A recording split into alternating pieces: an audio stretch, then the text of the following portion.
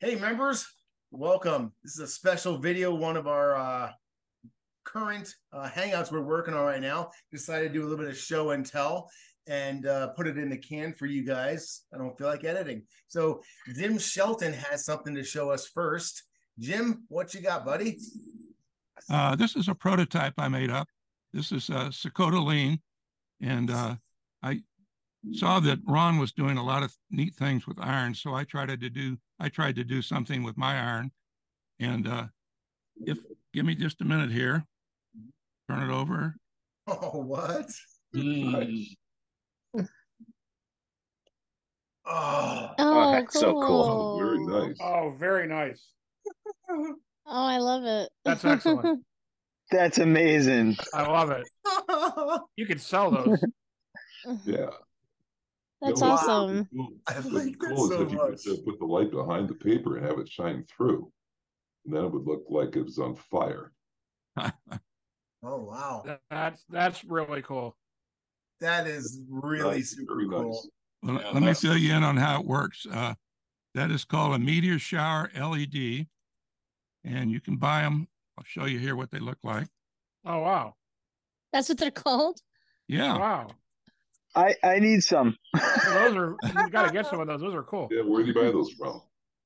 China. They're only 50 cents a piece. Oh, And, wow. There's two lengths of them. You can see the shorter one there in the container. And if you want, I'll put a link in the chat.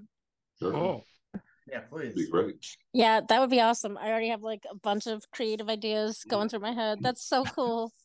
And it has the time chip built right in, so you just have to connect the battery to it. Yeah, you just hook up 3 to 5 volts, and that's it. Wow. Oh, very cool. That's awesome. You can also get these battery boxes with a switch from China. Now, it says made in the USA, but it wasn't. It's only the Riker Can you box. show us? Can you Yeah, the show us Riker box one more one. time? Oh, the two, yeah. Very cool. Oh, yeah, that's Yeah. nice. If And you see if you- it goes through dark flight also because it wasn't long enough. Nice. That's sweet. I'm a huge fan of that, man. That's really cool. And Glad you like it. yeah, That's man. very awesome. Love That's- it. That's awesome. That's kind of the Can you stuff mod that two we of those and tie them so they go off in sequence. what's that? Can you do two of those and tie those so they go off in sequence? I don't I was know. I've already never I was tried. already thinking that too, Ron. Jeez. That is really cool. I like the light bar. That's really neat. So this is the kind of stuff that happens week in and week out on unrecorded Hangouts. Just really cool stuff, and then a lot of show and tell. So and a lot of show and tell stuff that's coming into my inventory. So you get to see it first, being a member. I'm going to show off two things. See if the crew can guess what they are. So Oh. there we go. Okay. So the first one, let me adjust my mic. Okay. This is the first one.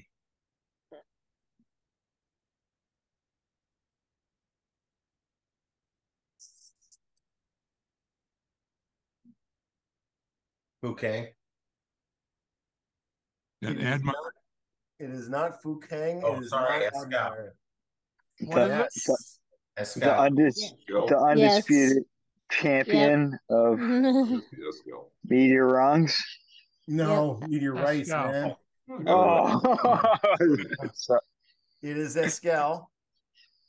10 grams, but what's super cool is this is the first time I've ever had the chance to have or to offer an end cut. I just thought that was super, super interesting. Like, That's a when nice was the last time you guys saw an end cut of Esquel? It's been a while. Well, okay, an affordable one too. Yeah, Being that's 10 for grams. sure. Yeah, That's really so- been a while. yeah. I got So a that's slice, but not an end cut. yeah. It's a nice chunk. I think I was when I first got it, I was like, oh man, that would fit on the isomat, but because I can get 2 slices out of that. But no, I like the end cut. That's a nice one. That is. This one, want to see if you guys can recognize. Give me 1 second. All right, see if you guys have any idea what this one is.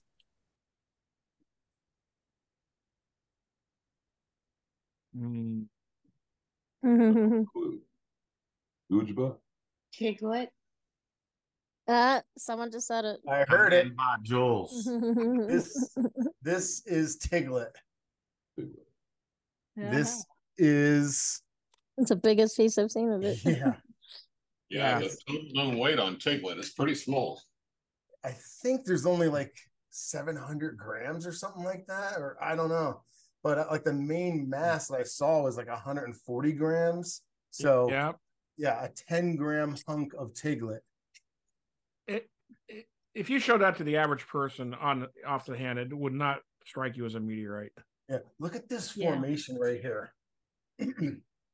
This is obviously a witnessed albright, but if you look at that right there, oh wow, Yeah. just the way that it terminates, it's not a normal crystalline structure that's in a meteorite. So it really shows well that it's how unique albrights are. Very interesting. Yeah.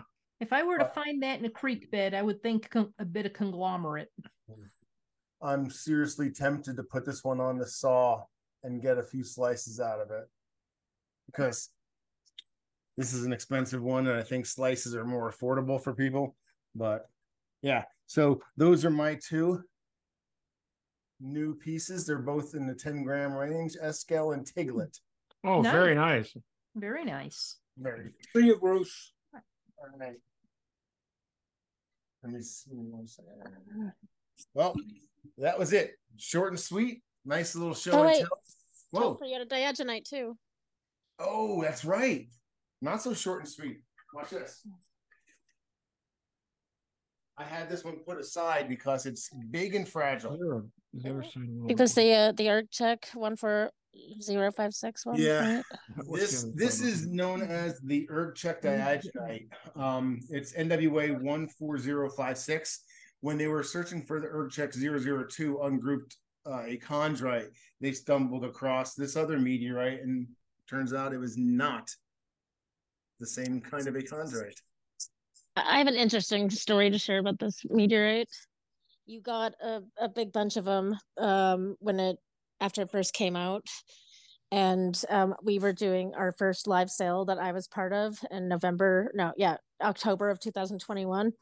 And I was looking at the next set of stuff you're about to announce, and it was like 10 pieces of that stuff. And I'm like, who's going to buy this crumbly stuff? Like, they're just little, like, no one's going to buy this. And they literally sold out. Every single one of them sold. I'm like, I have no idea what I'm talking about with meteorites at all. It was just crazy how many people like were totally down for it. This is quite exquisite stuff. In Tucson, where things go pretty well, I know it kind of sets the price, but it's kind of low because you have to get there. This stuff was going for $15 a gram in the whole stone.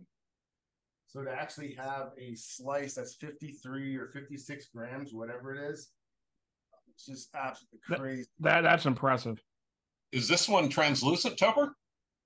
I have not shown a light at it. It's too fragile for photons. I was just going to comment about how absolutely thin cut that is. That is amazing. Yeah, no, it doesn't appear to be translucent, but you're getting your penny's worth for acreage there.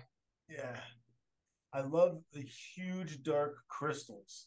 I'm going to show you. Yeah, it's have to be really dark. Very nice. Those are very impressive. I was going to. I thought this was the Eucrite, but it's not. This is Taudeni. But so I that's why I grabbed this one. I thought this was an Eucrite one because it has the exact same crystals. Look at that. Nice hunk there. Yeah, this one's not available for sale. This one's my personal one. I was gonna say I wouldn't sell that. I wouldn't sell that either. You kept one for yourself. No. I wouldn't sell that either. So, yeah. So that's Taudeni. It's another Diogenite. Cool. Super interesting. They may be pretty much the same material. This one seems a lot more dense. The Taudeni seems a lot more dense than the Eucrite. We are looking in on Dave Pinsky's screen. Dave, go for it, man. Well, this is a small Sikhote-Alin that when I saw it, this was at the time that there was so much of this stuff available, and the dealers didn't care whether they were oriented or not. They just were like piled on the table at about 50 cents a gram at the most. Wow. And I was looking through and I saw this thing, and I'm sure I turned white when I saw it. I almost passed out. The flow lines and are just stunning. Also, the fusion crust it looks like they just picked it up after it fell. It was in such great shape. And it's, when you look at that, you now understand why NASA made the heat shields the way they did. It almost gives you that feeling. As a matter of fact, when I saw a capsule at the California Science Center with the lines of exhaust or you can actually see those lines on that heat shield, and it just literally reminds me of this.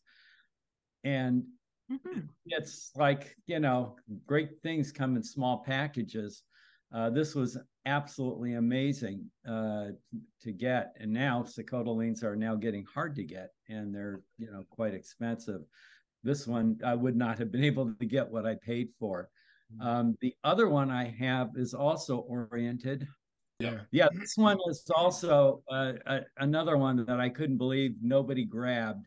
It has fluting on there. So I showed a meteorite before that is an NWA that has fluting, but I mean, this one, you know what direction it was going. You can literally see what was going on. Just those little areas that were just popping out and flowing down, and eventually slowed down, and eventually solidified into what you're seeing here, and just fell to the ground. It just captures your imagination, and just imagining what that looked like when it was falling. Stunning meteorite. And David, the exactly what you're saying. I love just getting out there and thinking about, like, look at how fine the flow lines are on the nose of that thing. That talks to me about the speed. Like, it wasn't just coming in lazily dripping. This thing was screeching in. Oh yeah. And it wasn't tumbling. That's the whole point. It wasn't tumbling. Meteorites that tumble will look kind of round or such, or they may break up, and then you'll get secondary fusion crust. But you won't see the flow lines as much as you would when it's oriented. When it doesn't tumble, it's going through the air, and that atmosphere is just doing that. And what's amazing, and another thing that just amazes me, the air that we walk through was strong enough to produce that on a piece of iron. Yeah. And it's stunning to think of that. I mean, just the fact that it's from outer space. That's what got me into meteorites for the first place, because I'm into astronomy. But when I see what happens to them through that, 5-second, trip through this thin atmosphere of ours, and it slows it down enough to where it could fall in one piece and not smashed to a lot of pieces. I think it's extraordinary, just what happens through that atmosphere. And these are really exceptional meteorites, David, and to be frozen at that last little minute of incandescent flight, it'd be wonderful to see the other sides of these too. They really tell the cosmic story. I mean, perfectly. Well, I'll pull them out and do some more photography with those, and try and do some other sides too. I just picked a side that captured my imagination. I like thinking, like Pat was saying, and you guys were both saying, it captures a very brief moment in the meteor's history or life. It's been literally floating out in dead space, ice cold, with zero resistance, and then all of a sudden it just slams into this invisible wall. That to me, just to see it from the meteor's point of view, it's just flying out there in space, and the Earth just gets in its way. This big, thick atmosphere slows it down, but not enough, and it finally explodes. And Sikhote-Alin made like, I think 140 or 130 different critters. It was a massive event. Yeah. They found them embedded in trees. Yeah. It was stunning. And the usual thing, the larger the hole in the ground, the smaller the fragments you're going to find. The largest ones are in the smallest hole. And so that's one of the things you look for. But you have these, and then you have shrapnel that very likely broke up low down. And I can only imagine how those things were flying around, shredding anything that was in the area. It's truly amazing. If not that I can afford it, but if anyone ever sees a Sikhote-Alin embedded in a tree for sale, let me know, because that is one of them. I have seen photos of it. Yes, might be expensive to ship. Well, they cut the part that it was in, and they have it in there. Trust me, if there's a way Russians can, if there's a way to make $1 off it, people find a way. I forgot the recording. There you go. Yeah, hey, I want to share. Thank you, Dave. I would like to share some Eucrites with you guys that I'm thinking about putting on the isomet and getting some slices out of. This is a unclassified Eucrite melt breccia, and this one is just absolutely gorgeous. Ooh. I think, Topher, you could even call that a micro breccia. That's on a very small scale. Yeah. Oh wow, that could be very cool slice. That is nice. I'm really looking forward to slicing this one. And the thing is, it has a nice flat side there, so I can put it on the isomet and just slice it down like that. Mm-hmm. Very nice. So I'm thinking about doing that one, and I have a couple other ones. That one, like I said, was 35 grams. This one's 43. But it's not as brecciated. Is there fusion crust on that, or? I don't think so. Oh, maybe, you know what? Might be bits of fusion crust. Maybe little tiny bits. Yeah. Right here. Yeah. Very cool. I think so. Yeah, absolutely. And then to the right, upper and right of your point, that bit right in there, that looks like fusion crust. Yeah. Yeah. Very cool. Super interesting. Oh, that's bubbly crust. Yeah. Oh, cool. That is an interesting texture. I don't know if you guys can see the flow lines going this direction. Oh, a little bit. Yeah. Little. Your camera isn't focusing well on the rock. It's subtle, but it's there, Topher. Yeah, but so I think this one may get cut up too. So little patch of crust on top. I didn't know about that. Make sure you preserve the crust.